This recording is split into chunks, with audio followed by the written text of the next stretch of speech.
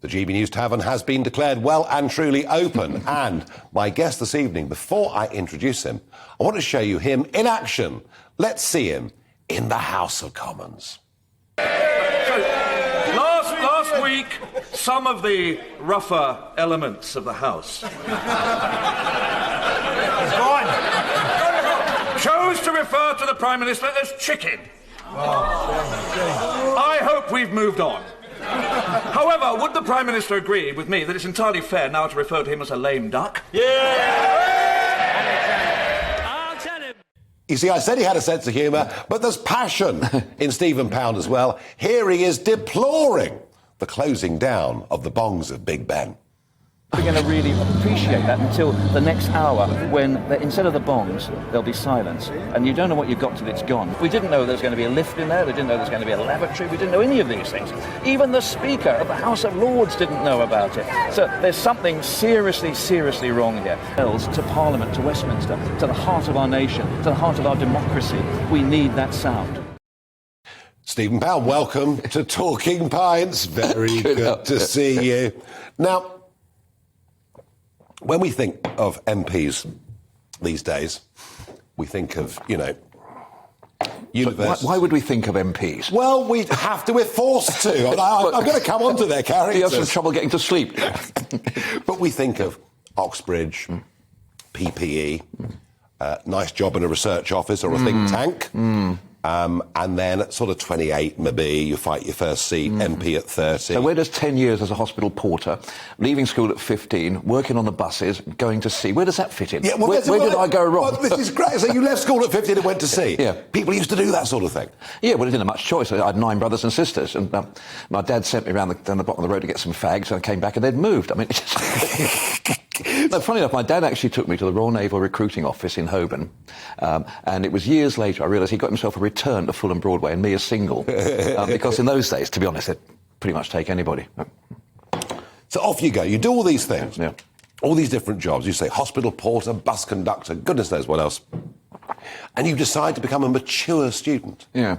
Well, it was interesting. I spent 10 years at the Middlesex, and Middlesex Hospital. Yep. And it was a tricky time because we had all the health strikes were going on, and we had, we're not going to let the health secretary have a cup of tea, and it was all getting a bit stupid. And on one day, there were 3 of us: Jamie Morris from Nowgo, a guy called Bernie Grant from Newpie, and me. And Jeremy Corbyn was around too, but he was a slightly peripheral figure because he was a bit of a purist in those days. And on the same day, not much changes then. No, well, no, he believed you don't sort of change the system, you smash it. And we all got the sack on the same day. And Bernie got the sack because he was diabetic, he had a lot of time off sick. Jamie had had a cup of tea on the nurse's station, and I'd refused to take a patient out of the lift to let the consultant travel up to the theatre on his own in the lift. And I said, you're having a laugh. I mean, I went a bit Farage on him. I said, I'm sorry, you can't have that. And we all got the tin tack on the same day. And then our union said, look, you had it. Jamie wanted to open a newsagents and tobacconist in Hoxton. Bernie wanted to be an MP, and I wanted to go to college because I'd left school at 15, no O-levels. And so they said, well, we're going to send you to the City Literary Institute. And I said, no, it's above my pay grade, that. But I went there, and God knows how I passed. I went to the London School of Economics. Yeah.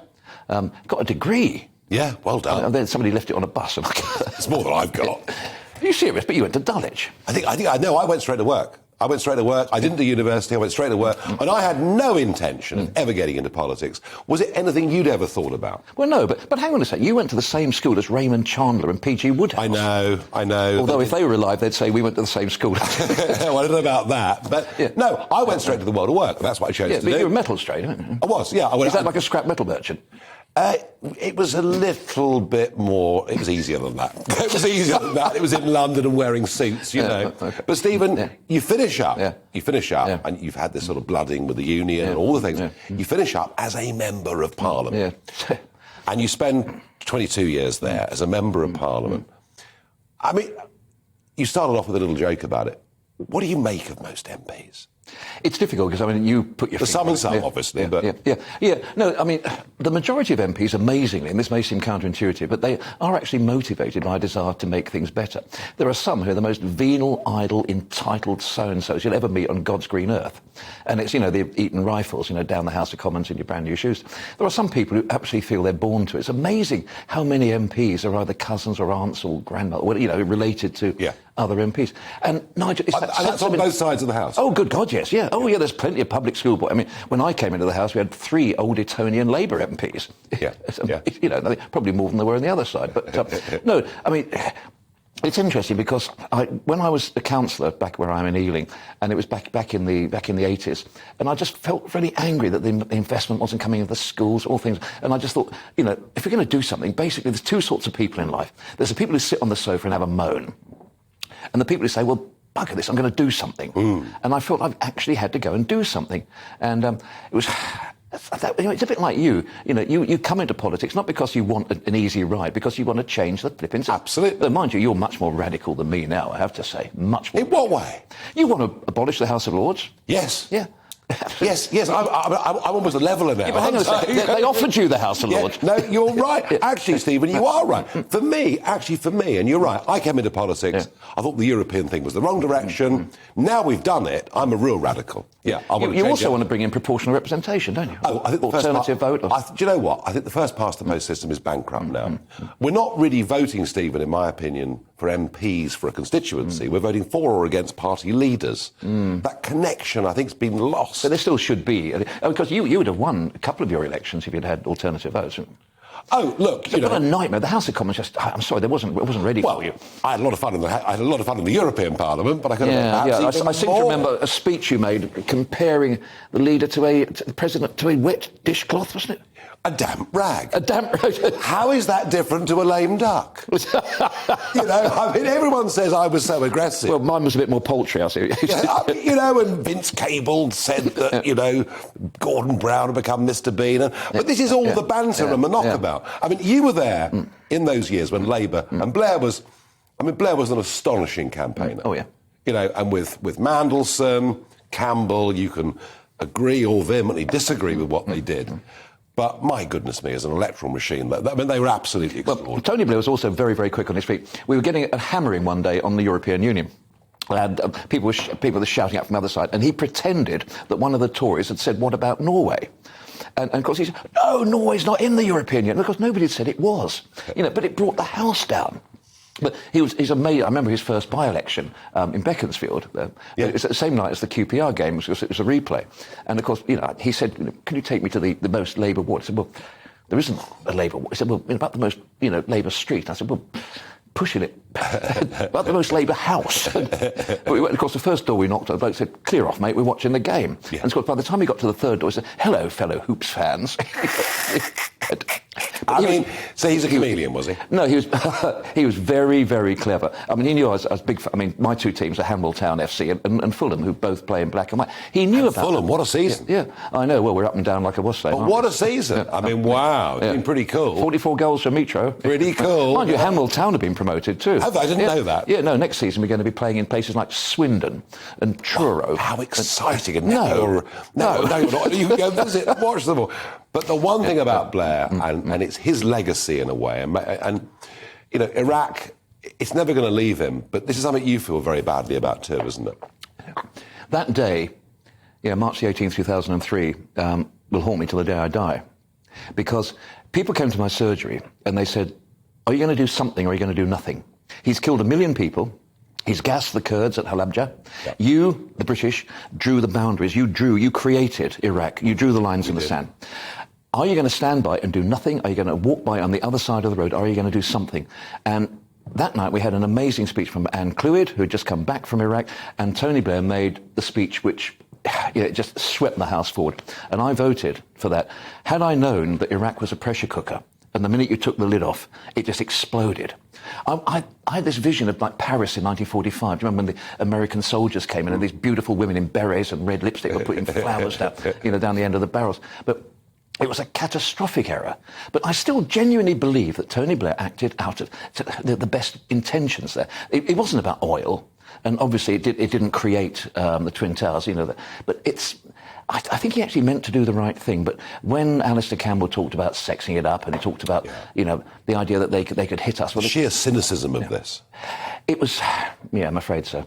But I get it. Yeah. Now, you talk about until the day you die, but you've made this remarkable health change in your life. And I did a section a moment ago on they're going to try and raise the age people can buy cigarettes to 21. Now, you were a proper smoker, but you've given it up, haven't you? Hardcore. Well, the glorious thing was, in the Navy, if you were under 18, you weren't allowed the tot. The rum ration. Yeah. Your mother got 16 and fourpence a month in lieu of the tot. But you got 100 senior service in a hermetically sealed tin with a blue line down the side, known as Pusser's Gaspers. And it had a blue line so you couldn't sell them.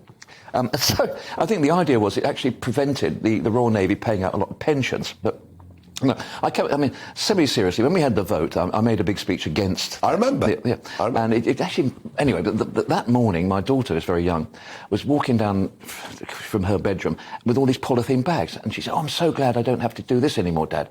And it turned out that at primary school, she was covering her uniform in a polythene bag because I was sitting in my little study smoking away. And the smoke would... So she'd go to school and people said, oh, God, you've been smoking. And of course, they thought she had a 40-a-day habit. I remember your speech, and again, it was a humorous speech that you were getting on the bus and the bus stop and all that, and having a cigarette. And so you were sort of 50-a-day man all your life. How did you stop? Well, it's because we've just had the addiction specialist on earlier. Yeah. Well, there was a guy called Dr. Taylor, who was one of the very few independent members of Parliament, and he represented the Save Kidderminster Hospital campaign. Right. And he told me what's in the average cigarette. And once it's got to the cyanide and the floor sweepings and the mouse droppings, I thought, flipping heck. That's why it tastes so good. But what I do, I tried the patches. Now, that's a joke. If you're a smoker, you want a hit. You don't want a little background buzz. So forget that. Then I tried the chewing gum, but it took all my fillings out. Seriously. Did it really? Yeah, chewing gum. And then I discovered these lozenges. And they're absolutely marvellous, because, look, you... What, nicotine lozenges? Yeah. I mean, there's a couple of occasions, and I won't go into details, when you really want a cigarette, after you've enjoyed yourself. I'm talking about a meal, obviously. Obviously, as we're pre the watershed, clearly, yes. And a lozenge, that gives you that little buzz, a little bit of a hit. And then, mind you, I was on the bloody lozenges for 3.5 years. Well, you've done it, you've done well. But you've now given up being an MP. And I remember Tony Benn saying he was leaving the House of Commons to do serious politics. And you've stopped being an MP to now take real power, I understand. Oh, yes. For the first time, I'd spent, 20-odd years in Northern Ireland. I had a few positions. I brought bills through the House of Commons. I took the high hedges legislation through, much to the distrust of the Essex Federation of Naturists, who felt that they were going to be overexposed. But I had to say their bushes were safe. But I am now, and I hardly know how to say this, I'm the chairman of the Framfield Allotment Association Committee. Goodness me. Now, believe you me, we have a massive waiting list. And I look at people's plots and I say, excuse me, are you really cultivating this to the high standards we expect? I'm also on the committee of... And there's a waiting list for this stuff. Oh, good God, for an allotment in London? Yeah. Oh, well, I've been offered sexual favours. But he was about 70 years old and I didn't fancy him. But, you do get... But to actually have that, and it is quite extraordinary. So, I've always had an allotment, but now to spend a bit of time and actually... my strawberries at the moment, I'm taking about 2 pounds of strawberries up every 2 or 3 days. Are you really? Well, it's incredible, because we had a mild winter and a lot of rain, a lot of sun. Yep. My broad beans are coming, runner beans are starting to show, chilies are growing, my early potatoes have been lifted. Can't be bad. Well, I've got to tell you, I've got some radishes on the go, I've got the carrots in, tomatoes, really? So I'm doing a little bit. I'm not at all surprised, because, of course, radish comes from the word radix, which is the same root as radical. There we are. It's obvious. Farage's radical veggies. Do you miss politics? I miss some of the people, mate. Do you? Sorry, no. I know I shouldn't be asking. No, I don't, actually. Yeah. No, I don't. I had great fun in the European Parliament. Caused a hell of a stir, but it was of its time. I've moved on. I'm doing this. I'm loving this. I'm still involved in current affairs. But you were the complete outsider. Oh, totally. I'm sorry to say this, but you... No, happy to be. Yeah. I can still remember going there when Ian Paisley was attacking the Pope, and he said, Monsieur Paisley, I will switch your microphone. My microphone's not on! on! And I can remember you cracking up there. But you were the total outsider. And I don't say that as an insult, I say that as a compliment. I mean, when I got to Parliament, I realised I'm not public school, I'm not Oxbridge, I'm going to be a little bit... The only people I got on really well with were the old Bill. I got absolutely fine well with him. So much so that there used to be a guy called Brian Hoare who was outside. I remember him. Who was constantly... Yeah. And he came up and he spat in my face once. And I said, you do that again, son, I'm going to drop you. Anyway, so next thing I know, he's put in this big complaint. So the old Bill pulled me over the next day. He said, Mr. Pound, he said, we had a complaint about aggressive behaviour from somebody. We've got a description here. Short, bald, stocky with a West London accent.